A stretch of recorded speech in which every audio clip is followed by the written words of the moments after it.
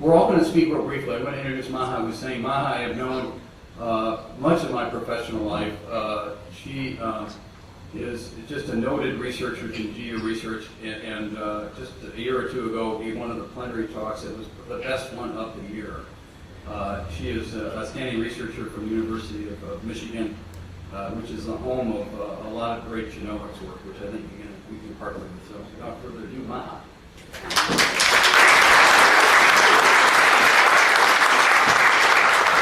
So as I entered, they had me wear this, and I said, I'm not the mother of the bride.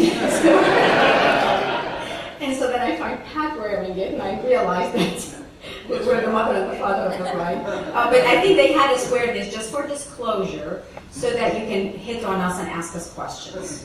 That's how you identify that, guys. That's what it is, right? Don't put your kids up. Something like that.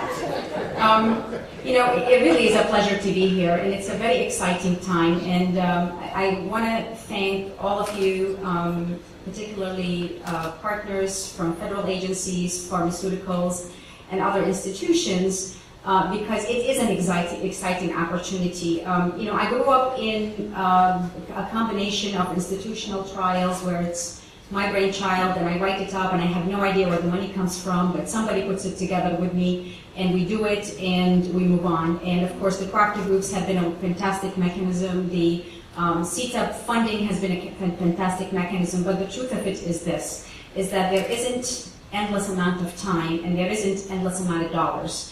And therefore, what we need to do is the best possible clinical trials. And I'm a firm believer in team science and collaborations. And there's nothing like the Big Ten and the depth of the intellect, the science, the capacity. And those of you who got the chance to read the cancer letter saw the population, just the number of potential new patients, not to mention every other patient that might come to the system, and what our collaboration might bring in.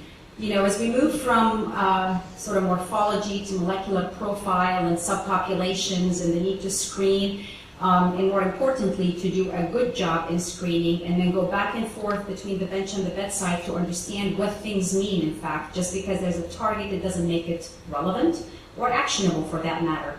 And all of these details need to be worked out, and there's nothing, in my opinion, like the Big Ten that can do it. We need smarter, more informative, well-conducted, high-quality clinical trials to give us a go, no-go for the future. I think it will save pharmaceutical companies a lot of money, because if a drug is worth it, it's going to move fast forward.